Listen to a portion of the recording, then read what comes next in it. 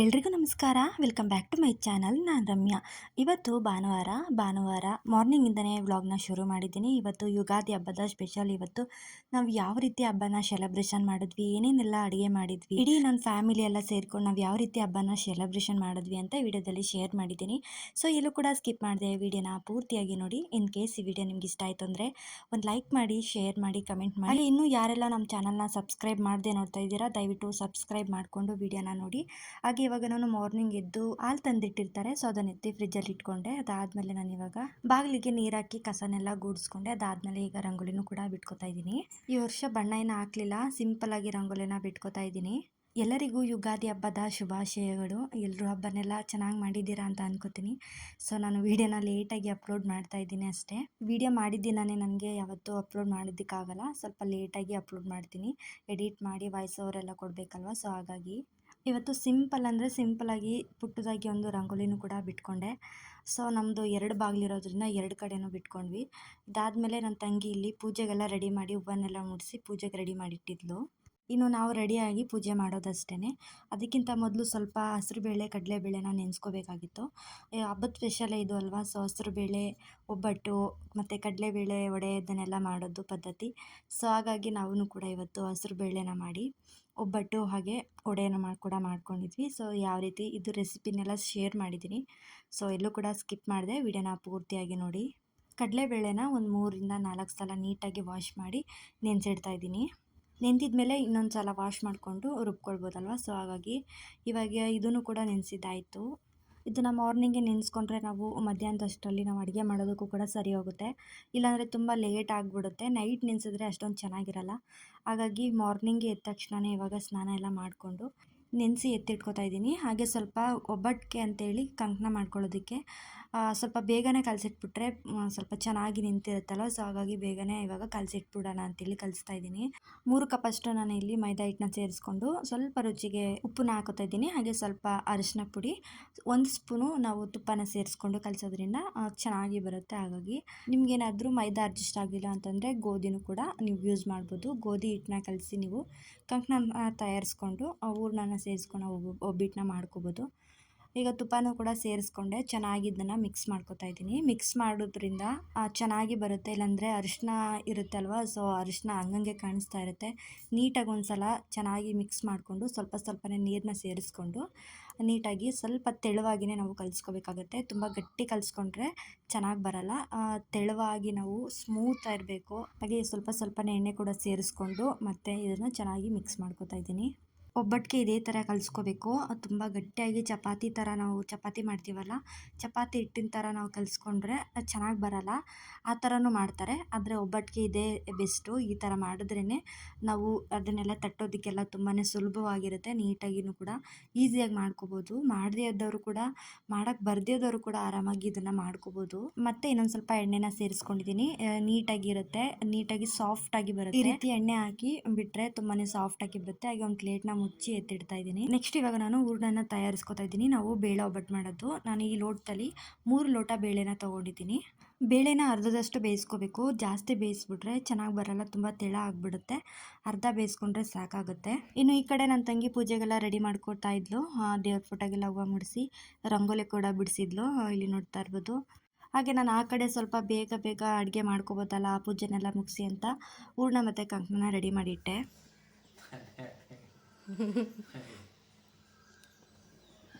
ಮಾತಾಡಿ ಏನಾದರೂ. ಕೆಲಸ ಮಾಡಿಲ್ಲ, ಕೂತಿದ್ದೀನಿ ಅಷ್ಟೇ. ನೆನ್ನೆ ಎಲ್ಲ ಫುಡ್ ಮಾಡಿಲ್ವಾ? ಎಲ್ರಿಗೂ ಹ್ಯಾಪಿ ಯುಗಾದಿ. ಇಲ್ಲೊಂದು ಬಂತು ನೋಡಿ, ಇವಾಗ ಎದ್ದಿ. ಹಾಗೆ ಇವಾಗ ನಾನು ಬೇಳೆನ ಬೇಯಕ್ಕಿಟ್ಟು 1 ಸ್ಪೂನಷ್ಟು ತುಪ್ಪನ ಹಾಕೋತಾ ಇದ್ದೀನಿ. ಹಾಗೆ ಒಂದು ಅರ್ಧ ಸ್ಪೂನಷ್ಟು ನಾನು ಇವಾಗ ಅರಿಶಿನ ಪುಡಿನೂ ಸೇರಿಸ್ಕೊತಾ ಇದ್ದೀನಿ.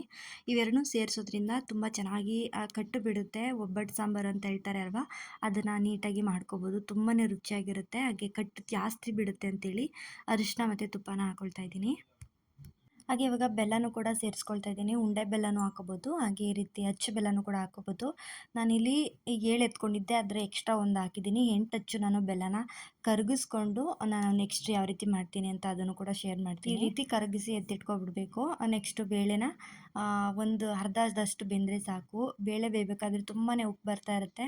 ಅಂಥ ಟೈಮಲ್ಲಿ ಈ ಥರ ಏನಾದರೂ ಸೌಟು ಅಥವಾ ಏನಾದರೂ ಮರದ ಐಟಮ್ ಇರುತ್ತಲ್ವ, ಅದನ್ನು ಇದ್ರ ಮೇಲೆ ಇಟ್ಟರೆ ಆ ಬೇಳೆ ಉಪ್ಪು ಬರುತ್ತೆ ಅಲ್ವ ನೋಡಿ, ಅದು ಬಂದು ಕೆಳಗಡೆ ಎಲ್ಲ ಬಿದ್ದು ಗಲೀಜಾಗಲ್ಲ. ಸೊ ಹಾಗಾಗಿ ಈ ರೀತಿ ಇಟ್ಕೊಂಡೆ. ಹಾಗೆ ಬೇಳೆ ನೋಡಿ ಇಷ್ಟು ಬೆಂದಿದ್ರೆ ಸಾಕು. ಇದನ್ನು ನಾನು ಈಗ ಸೋದಿಸ್ಕೊತಾ ಇದ್ದೀನಿ. ಇದನ್ನು ಹಾಗೆ ಬಿಟ್ಟು ಇವಾಗ ನಾನು ಸ್ವಲ್ಪ ತಣ್ಣಗಾಗೋದಕ್ಕೆ ಬಿಟ್ಟು ಈಗ ನಾನು ರೆಡಿ ಆಗೋದಕ್ಕೆ ಬಂದೆ. ಹಾಗೆ ಈ ಒಂದು ನೆಕ್ಲೆಸ್ಸು ಜುಮ್ಕಿ ನಮ್ಮೂರಲ್ಲೇ ತೊಗೊಂಡಿದ್ದು. ಇದು ಹಳೇದೇನೆ, ಹೊಸದೇನಲ್ಲ. ಸೊ ಜಾಸ್ತಿ ಇಷ್ಟಪಟ್ಟು ವೇರ್ ಮಾಡೋ ಅಂಥ ಒಂದು ಸರ ಜುಮ್ಕಿ ಅಂತಂದರೆ ಇದೇನೆ. ತುಂಬ ಅಂದರೆ ತುಂಬ ಇಷ್ಟ. ಯಾವುದೇ ಫಂಕ್ಷನ್ಗೆ ಆಗಲಿ, ದೇವಸ್ಥಾನಕ್ಕೆ ಹೋಗ್ಬೇಕಾದ್ರೂ ಕೂಡ ಇದನ್ನೇ ಹಾಕ್ಕೊಳ್ತಾ ಇರ್ತೀವಿ.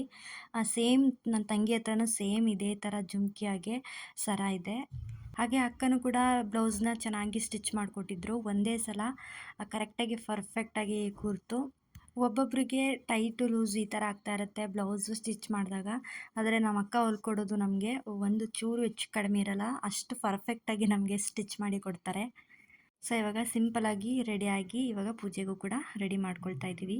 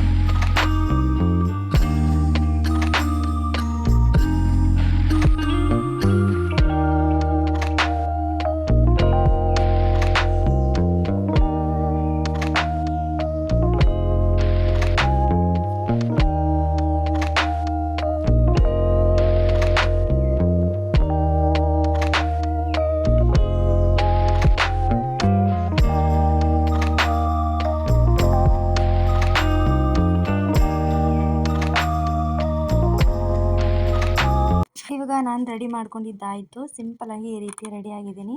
ಹಾಗೆ ಇವಾಗ ನನ್ನ ಮಗಳಿಗೂ ಅಷ್ಟೇ ತಲೆನೆಲ್ಲ ಬಾಚಿ ಅವಳಿಗೂ ಅಷ್ಟೇ ಸಿಂಪಲಾಗಿ ರೆಡಿ ಮಾಡಿದೆ. ಅವಳಿಗೂ ಅಷ್ಟೇ ಜಾಸ್ತಿ ಗ್ರ್ಯಾಂಡಾಗಿ ರೆಡಿ ಆಗೋದು, ಸ್ಟೆಪ್ ಜಡೆ ಹಾಕೋದು, ಫ್ರಾಕ್ ಹಾಕ್ಕೊಳ್ಳೋದು ಇದೆಲ್ಲ ಇಷ್ಟನೇ ಆಗಲ್ಲ ಅವಳಿಗೆ. ಸಿಂಪಲಾಗಿರಬೇಕು ಯಾವಾಗ್ಲೂ. ಆದರೆ ನನಗೆ ಹಂಗಲ್ಲ, ಅವಳಿಗೆ ಸ್ಟೆಪ್ ಜಡೆ ಹಾಕಬೇಕು, ಚೆನ್ನಾಗಿ ರೆಡಿ ಮಾಡಬೇಕು ಅಂತ ಅನ್ನಿಸ್ತಾ ಇರುತ್ತೆ. ಅವಳು ಚಿಕ್ಕವಳಾಗಿದ್ದಾಗ ಚೆನ್ನಾಗಿ ರೆಡಿ ಮಾಡಿಸ್ಕೊತಾ ಇದ್ಲು. ಆದರೆ ಇವಾಗ ಹಠ ಮಾಡ್ತಾಳೆ. ಅವಳಿಗೆ ಇಷ್ಟ ಇಲ್ದಿರೋ ಕೆಲಸ ಏನಾದರೂ ಮಾಡಿದ್ರೆ ಅವಳ ಮುಖ ಎಲ್ಲ ಸಪ್ಪಗೆ ಮಾಡ್ಕೊಬಿಡ್ತಾಳೆ. ಹಾಗೆ ಈಗ ನನ್ನ ತಂಗಿ ನಾನು ಇಬ್ಬರು ಕೂಡ ರೆಡಿ ಆಗಿದ್ದಾಯಿತು. ನನ್ನ ತಂಗಿ ಅಂತೂ ಸಿಕ್ಕಾಪಟ್ಟೆ ಕ್ಯೂಟಾಗಿ ಕಾಣಿಸ್ತಾ ಇದ್ದಾಳೆ ಅಲ್ವಾ. ಸೊ ನಾವು ಈ ರೀತಿಯಾಗಿ ರೆಡಿ ಆಗಿದ್ದೀವಿ. ನನ್ನ ಜೀವ ಇವಳು, ನಮ್ಮ ಅಪ್ಪನಿಗೆ ಮುದ್ದಿನ ಮಗಳು ಇವಳೇ. ಸಿಕ್ಕಾಪಟ್ಟೆ ಇಷ್ಟಪಡ್ತಾರೆ. ಸೊ ಇವಳು ಯಾವಾಗಲೂ ಖುಷಿಯಾಗಿರಬೇಕು. ತುಂಬ ಜನ ಹೇಳ್ತಾ ಇದ್ರಿ ಅಕ್ಕ ತಂಗಿ ಬಾಂಡಿಂಗ್ ಚೆನ್ನಾಗಿದೆ, ಇದೇ ಥರ ಇರಿ ಅಂತ. ನಿಜವಾಗ್ಲೂ ತುಂಬ ಖುಷಿ ಆಯಿತು. ಖಂಡಿತವಾಗ್ಲೂ ನಿಮ್ಮೆಲ್ಲರ ಆಶೀರ್ವಾದದಿಂದ ಇರ್ತೀವಿ. ಇವಾಗ ಪೂಜೆನ ಮಾಡ್ಕೊಳ್ತಾ ಇದ್ದೀವಿ.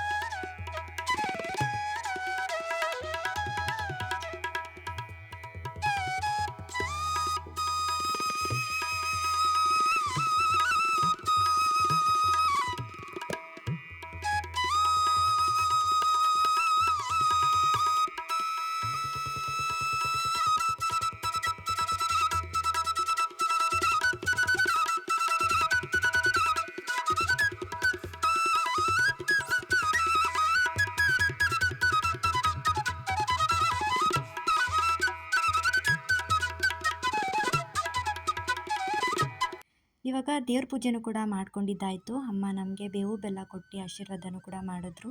ಅಮ್ಮನ ಆಶೀರ್ವಾದ, ದೇವರ ಆಶೀರ್ವಾದ ಇಬ್ಬರು ಆಶೀರ್ವಾದನೂ ಕೂಡ ಪಡ್ಕೊಂಡಿದ್ದಾಯಿತು.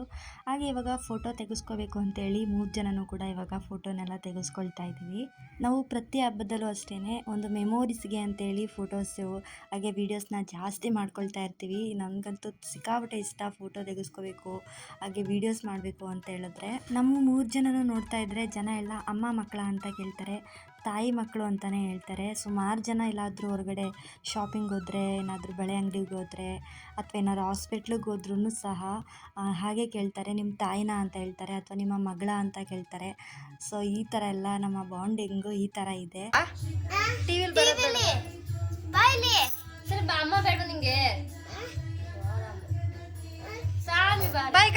ನಿಂಗೆ ಯಾರು ಇಷ್ಟ?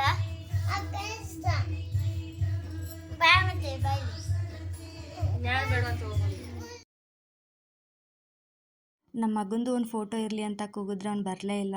ಟಿ ವಿಲಿ ಏನಾದರೂ ಹಾಕ್ದಾಗ ತುಂಬ ಖುಷಿ ಪಡ್ತಾನೆ ಅವ್ನ ಫೋಟೋ ವೀಡಿಯೋಸ್ ಇದ್ದರೆ. ಸೊ ಅದಕ್ಕೆ ಕರೆದಿದ್ದಕ್ಕೆ ಬರಲೇ ಇಲ್ಲ ಅವನು.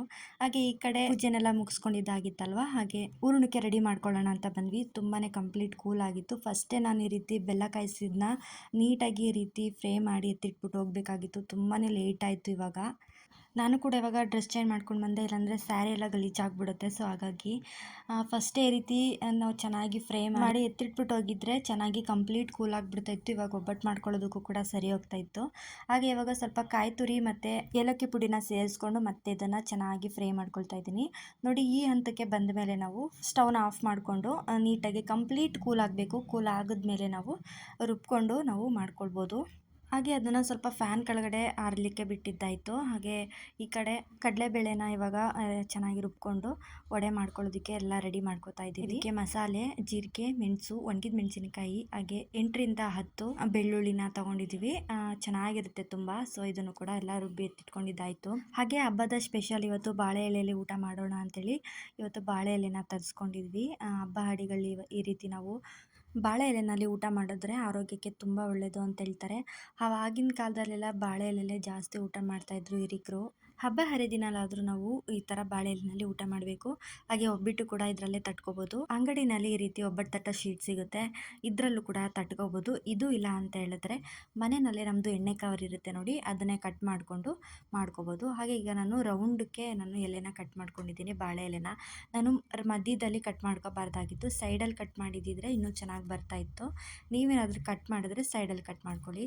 ಹಾಗೆ ಹೂರಣ ನೋಡ್ತಾ ಇರ್ಬೋದು. ಹೂರಣ ಈ ಥರ ಹೇಳಿದ್ರೆ ರಬ್ಬರ್ ಥರ ಬರಬೇಕು, ತುಂಬಾ ಚೆನ್ನಾಗಿ ಸಾಫ್ಟಾಗಿ ಇರಬೇಕು. ಈ ಥರ ಇದ್ದರೆ ತುಂಬ ಅಂದರೆ ತುಂಬ ಚೆನ್ನಾಗಿ ಬರುತ್ತೆ. ನಾವು ತಟ್ಟಬೇಕಾದ್ರೆ ಆರಾಮಾಗಿ ನಾವು ಈಸಿಯಾಗಿ ತಟ್ಕೋಬೋದು ಒಬ್ಬಟ್ಟನ್ನ. ಹಾಗೆ ಇವಾಗ ನಾನು ಹೂರಣನೂ ಕೂಡ ರೆಡಿ ಮಾಡಿ ಎತ್ತಿಟ್ಕೊತಾ ಇದ್ದೀನಿ.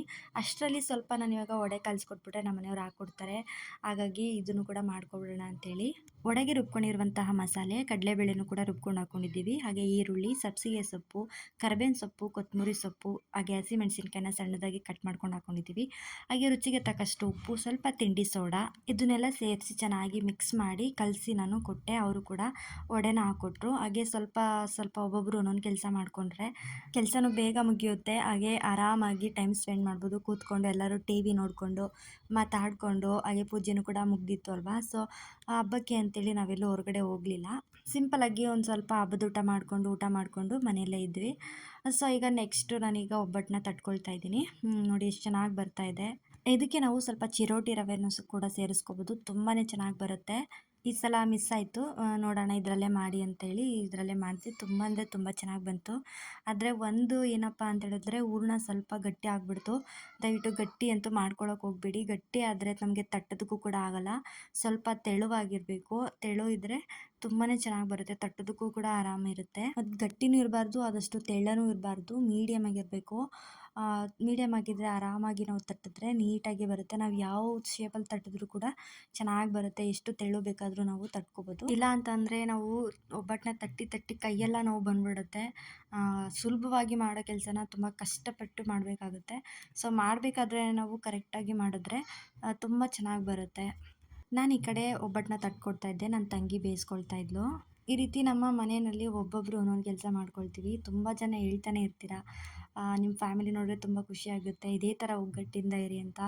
ನಿಜವಾಗ್ಲೂ ತುಂಬಾ ಖುಷಿಯಾಗುತ್ತೆ ನಿಮ್ಮ ಒಂದು ಕಮೆಂಟ್ಸ್ಗಳನ್ನ ನೋಡ್ತಾ ಇದ್ದರೆ. ಎಲ್ಲರೂ ಅದನ್ನೇ ಹೇಳ್ತೀರಾ, ಎಷ್ಟು ಚೆನ್ನಾಗಿ ಒಬ್ರಿಗೊಬ್ರು ಅರ್ಥ ಮಾಡಿಕೊಂಡು ಸಪೋರ್ಟ್ ಮಾಡ್ತಾರೆ ನಿಮ್ಮ ಮನೆಯಲ್ಲಿ ಅಂತ. ನಿಜ ಅದು. ನಿಜವಾಗ್ಲೂ ನಾವು ತುಂಬ ಪುಣ್ಯ ಮಾಡಿದ್ದೀವಿ ಇಂಥ ಒಂದು ಫ್ಯಾಮಿಲಿನ ಪಡೆಯೋದಕ್ಕೆ. ನಿಮ್ಮೆಲ್ಲರ ಆಶೀರ್ವಾದದಿಂದ ನಮ್ಮ ಒಂದು ಈ ಜೇನುಗೂಡು ಕೊನೆಯವರೆಗೂ ಇದೇ ಥರ ಗಟ್ಟಿಯಾಗಿ ಉಳ್ಕೊಳ್ಳಿ ಅಂತ ಕೇಳ್ಕೊಳ್ತೀನಿ. ಯಾರ ದೃಷ್ಟಿನೂ ಬೀಳದೇ ಇರಲಿ ನಮ್ಮ ಈ ಜೇನುಗೂಡಿಗೆ. ಹಾಗೆ ನೋಡಿ, ಇಲ್ಲಿ ನಾವು ಒಬ್ಬಟ್ಟು ಹಾಕಿದ ತಕ್ಷಣ ಸ್ವಲ್ಪ ಕಿತ್ತೋಗಿತ್ತಲ್ವ, ಅದೇ ಹೇಳಿದ್ನಲ್ವ ನಾನು, ಸ್ವಲ್ಪ ಗಟ್ಟಿ ಆಗಿಬಿಟ್ರೆ ಹೂರಣ ಅಷ್ಟು ಚೆನ್ನಾಗಿ ಬರಲ್ಲ. ಹಾಗೆ ಇಲ್ಲಿ ಬಾಳೆ ಎಲೆಲ್ಲೂ ಕೂಡ ಹಾಕೊಳ್ತಾ ಇದ್ದೀನಿ. ನೋಡಿ, ಇಲ್ಲಿ ಬಾಳೆ ಎಲೆಯಲ್ಲಿ ನಾನು ಸೈಡಲ್ಲಿ ಕಟ್ ಮಾಡ್ಕೋಬೇಕಾಗಿತ್ತು. ಮಧ್ಯ ಕಟ್ ಮಾಡಿದ್ದಕ್ಕೆ ಇಲ್ಲಿ ಮಾರ್ಕ್ ಥರ ಬಂದುಬಿಟ್ಟಿದೆ. ಸೊ ನೀವೇನಾದರೂ ಕಟ್ ಮಾಡಿಕೊಂಡ್ರೆ ನಾನು ಮಿಸ್ಟೇಕ್ ಮಾಡಿರೋ ಥರ ನೀವು ಮಾಡೋಕ್ಕೆ ಹೋಗಬೇಡಿ. ಸೈಡಲ್ಲಿ ಕಟ್ ಮಾಡ್ಕೊಳ್ಳಿ, ತುಂಬ ಚೆನ್ನಾಗಿ ಬರುತ್ತೆ. ಅಕಸ್ಮಾತ್ ಬಾಳೆ ಎಲೆನೂ ಸಿಗಲಿಲ್ಲ, ಸೀಟು ಸಿಗಲಿಲ್ಲ ಅಂತ ಹೇಳಿದ್ರೆ ಹೇಗಿದ್ದರೂ ಮನೆಯಲ್ಲೇ ಎಣ್ಣೆ ಕವರ್ ಇರುತ್ತಲ್ವ, ಅದರಲ್ಲೇ ನೀವು ಅದನ್ನು ಕಟ್ ಮಾಡಿ ಮಾಡ್ಕೋಬೋದು. ಒಬ್ಬಟ್ಟು ಆಮೇಲೆ ತುಂಬ ಚೆನ್ನಾಗಿ ಬಂತು. ಸ್ವಲ್ಪ ನಿಧಾನವಾಗಿ ತಟ್ಕೊಂಡಿದ್ದಾಯಿತು. ತುಂಬ ಅಂದರೆ ತುಂಬ ಚೆನ್ನಾಗಿ ಬಂತು. ತುಂಬ ಗಟ್ಟಿ ಆದರೆ ಏನಪ್ಪ ಅಂತೇಳಿದ್ರೆ ಎಲ್ಲ ಕಿತ್ತೋಗ್ಬಿಡುತ್ತೆ. ಆಮೇಲೆ ನಾವು ಮಾಡಿಟ್ಟು ಬೇಯಿಸಿಟ್ಟಿರ್ತೀವಿ ಅಲ್ವಾ, ಆವಾಗಲೂ ಸಹ ಕಿತ್ತೋಗ್ಬಿಡುತ್ತೆ. ಹಾಗೆ ಈ ಕಡೆ ನಮ್ಮ ಮನೆಯವರು ವಡೆನೂ ಕೂಡ ಬೇಯಿಸ್ಕೊತಾ ಇದ್ದರು. ಹಾಗೆ ಎಲ್ಲ ಬೇಯಿಸಿದ್ದಾಯಿತು. ನಾನು ಇದನ್ನು ವೀಡಿಯೋ ಮಾಡ್ಕೊಳ್ಳೋದಕ್ಕೆ ಮರ್ತೋಗಿದ್ದೆ. ನಾನು ಅಲ್ಲಿ ಆ ಕಡೆ ಕೆಲಸ ಮಾಡ್ತಿದ್ದೆ ಅಲ್ವಾ, ಅದು ಸೊ ಮರ್ತೇ ಹೋಯಿತು. ಹಾಗಾಗಿ ಸೇಮ್ ಗೊತ್ತಿರುತ್ತೆ ಎಲ್ರಿಗೂ ವಡೆ ಯಾವ ರೀತಿ ಹಾಕೋದು ಅಂತ. ಹಾಗೆ ಈ ಕಡೆ ಒಬ್ಬಟ್ಟು ಕೂಡ ಎಲ್ಲ ಕಂಪ್ಲೀಟಾಗಿ ನಾವು ಬೇಯಿಸ್ಕೊಂಡಿದ್ದಾಯಿತು. ನೆಕ್ಸ್ಟ್ ಇವಾಗ ಕೋಸಂಬರಿ ಮಾಡೋದಕ್ಕೆ ಕಾಯಿ ತುರಿ, ಒಗ್ಗರಣೆ, ಸ್ವಲ್ಪ ಸೌತೆಕಾಯಿ ಜಾಸ್ತಿನೇ ಇರಬೇಕು, ಮೆಣಸಿನ್ಕಾಯಿ, ಕೊತ್ತಂಬರಿ ಸೊಪ್ಪು, ದಾಳಿಂಬೆ ಹಣ್ಣು, ಹಾಗೆ ಕ್ಯಾರೆಟ್ ತುರಿನ ಸೇರಿಸ್ಕೊಳ್ತಾ ಇದ್ದೀನಿ. ಇದನ್ನೆಲ್ಲ ಸೇರಿಸ್ಕೊಂಡು ಮಾಡೋದ್ರಿಂದ ನಿಜವಾಗ್ಲೂ ತುಂಬಾ ರುಚಿಯಾಗಿರುತ್ತೆ. ಹಾಗೆ ಈ ಒಂದು ಸಮ್ಮರ್ ಟೈಮಲ್ಲಿ ಇದನ್ನು ತಿನ್ನಲೇಬೇಕು. ತುಂಬಾ ತಂಪು, ಆರೋಗ್ಯಕ್ಕೂ ಕೂಡ ತುಂಬ ಒಳ್ಳೆಯದು. ನನ್ನ ಹಸ್ಬೆಂಡ್ಗಂತೂ ಸಿಕ್ಕಾಪಟ್ಟೆ ಇಷ್ಟ, ತುಂಬ ಇಷ್ಟಪಟ್ಕೊಂಡು ತಿಂತಾರೆ. ಸೊ ಇದನ್ನೆಲ್ಲ ಹಾಕ್ಕೊಂಡು ಚೆನ್ನಾಗಿ ಮಿಕ್ಸ್ ಮಾಡ್ಕೋಬೇಕು. ರುಚಿಗೆ ತಕ್ಕಷ್ಟು ಉಪ್ಪು, ಹಾಗೆ ಸ್ವಲ್ಪ ಇಲ್ಲಿ ಪೆಪ್ಪರ್ ಪೌಡ್ರನ್ನ ಸೇರಿಸ್ಕೊಳ್ತಾ ಇದ್ದೀನಿ. ನಿಜವಾಗ್ಲೂ ಪೆಪ್ಪರ್ ಪೌಡ್ರ್ ಸೇರಿಸಿ ತಿನ್ನೋದ್ರಿಂದ ಎಷ್ಟು ರುಚಿಯಾಗಿರುತ್ತೆ ಗೊತ್ತಾ. ಸೊ ಎಷ್ಟು ಬೇಕಾದರೂ ತಿನ್ಬೋದು, ಹೊಟ್ಟೆ ತುಂಬ ತಿನ್ಬೋದು ಇದನ್ನು, ಅಷ್ಟು ಚೆನ್ನಾಗಿರುತ್ತೆ. ಹಾಗೆ ಸ್ವಲ್ಪ ಪುಳಿಯೋಗರೆನೂ ಕೂಡ ಮಾಡ್ಕೊಳ್ತಾ ಇದ್ದೀವಿ. ಪುಳಿಯೋಗರೆಗೆ ವೈಟ್ ರೈಸ್ನ ಬೇಯಿಸಿ ಎತ್ತಿಟ್ಕೊಂಡಿದ್ದೀವಿ. ನಾವು ಮನೆಯಲ್ಲೇ ಹೋಟ್ಲಿಗೆ ಯಾವ ರೀತಿ ಮಾಡ್ತೀವಿ ಪುಳಿಯೋಗರೆ ಗೊಜ್ಜನ್ನ, ಅದೇ ರೀತಿ ಮಾಡ್ಕೊಂಡಿದ್ವಿ. ನಾವು ಪುಳಿಯೋಗರೆ ಗೊಜ್ಜನ್ನ ಮನೆಯಲ್ಲೇ ತಯಾರು ಮಾಡ್ಕೊಳ್ತೀವಿ. ಅದನ್ನು ಕೂಡ ಸೇರಿಸ್ಕೊಂಡೆ, ಸ್ವಲ್ಪನೇ ಸೇರಿಸ್ಕೊಂಡು ಈ ರೀತಿಯಾಗಿ ಚೆನ್ನಾಗಿ ಮಿಕ್ಸ್ ಮಾಡ್ಕೋಬೇಕು. ಒಂದೇ ಸಲ ನಾವು ಗೊಜ್ಜು ಹಾಕ್ಕೊಂಡು ಮಿಕ್ಸ್ ಮಾಡಿಕೊಂಡ್ರೆ ಜಾಸ್ತಿ ಹುಳಿ ಉಪ್ಪು ಖಾರ ಆಗಿಬಿಡುತ್ತೆ. ಹಾಗೆ ನೋಡ್ಕೊಂಡು ಹಾಕ್ಕೊಳ್ಬೇಕು. ಹಾಗೆ ಈ ಕಡೆ ಕಡಲೆಬೇಳೆ, ಕಡಲೆ ಬೀಜ, ಸ್ವಲ್ಪ ಒಣಗಿದ ಮೆಣಸಿನ್ಕಾಯಿನ ಫ್ರೈ ಮಾಡ್ಕೊಂಡು ಹಾಕ್ಕೊಳ್ತಾ ಇದ್ದೀವಿ. ಹಾಗೆ ಕೊಬ್ಬರಿ ತುರಿ, ಎಳ್ಳು, ಕೊತ್ತಂಬರಿ ಸೊಪ್ಪು, ಕರಿಬೇವಿನ ಸೊಪ್ಪು ಎಲ್ಲನೂ ಕೂಡ ಸೇರಿಸಿ ಹಾಕ್ಕೊಳ್ತಾ ಇದ್ದೀವಿ. ಇಲ್ಲಿ ಕಡಲೆ ಬೀಜ ಸ್ವಲ್ಪ ಕಪ್ಪಾಗಿ ಕಾಣಿಸ್ತಿದೆ, ಅಂದರೆ ಕ್ಯಾಮ್ರಾದಲ್ಲಿ ಆ ಥರ ಕಾಣಿಸ್ತಿದೆ ಅಷ್ಟೇ. ಚೆನ್ನಾಗಿ ಅಲ್ಲಿ ಕರೆಕ್ಟಾಗಿ ಫ್ರೈ ಆಗಿತ್ತು. ಹಾಗೆ ಒಬ್ಬಟ್ಟು, ಕೋಸಂಬರಿ, ವಡೆ ಎಲ್ಲನೂ ಕೂಡ ರೆಡಿ ಆಗಿತ್ತು. ಈಗ ಊಟ ಮಾಡ್ಕೊಳ್ಳೋದಕ್ಕೂ ಕೂಡ ಎಲ್ಲ ಎತ್ತಿಟ್ಕೊಂಡ್ವಿ. ಸೊ ನಮ್ಮ ಮನೆ ಹಬ್ಬ ಹೀಗಾಗಿತ್ತು. ನಮ್ಮ ಯುಗಾದಿ ಹಬ್ಬದ ಸ್ಪೆಷಲು ಇಷ್ಟೆಲ್ಲ ಅಡುಗೆಗಳನ್ನ ಮಾಡಿದ್ವಿ. ಸೊ ಈ ವಿಡಿಯೋ ನಿಮ್ಗೆ ಇಷ್ಟ ಆಗಿದೆ ಅಂತ ಅನ್ಕೋತೀನಿ. ಇಷ್ಟ ಆಗಿದ್ರೆ ದಯವಿಟ್ಟು ಲೈಕ್ ಮಾಡಿ, ಶೇರ್ ಮಾಡಿ, ಕಮೆಂಟ್ ಮಾಡಿ. ಇನ್ನೂ ನಮ್ಮ ಚಾನಲ್ನ ಯಾರೆಲ್ಲ ಸಬ್ಸ್ಕ್ರೈಬ್ ಮಾಡದೆ ನೋಡ್ತಾ ಇದ್ದೀರೋ ದಯವಿಟ್ಟು ಸಬ್ಸ್ಕ್ರೈಬ್ ಮಾಡ್ಕೊಳ್ಳಿ ಅಂತ ಹೇಳ್ತಾ ಈ ವಿಡಿಯೋನ ಇಲ್ಲಿಗೆ ಎಂಡ್ ಮಾಡ್ತಾ ಇದ್ದೀನಿ. ಮುಂದಿನ ವಿಡಿಯೋದಲ್ಲಿ ಮತ್ತೊಂದು ರೆಸಿಪಿಯೊಂದಿಗೆ ಸಿಗ್ತೀನಿ. ಅಲ್ಲಿವರೆಗೂ ಟೇಕ್ ಕೇರ್, ಬಾಯ್ ಬಾಯ್.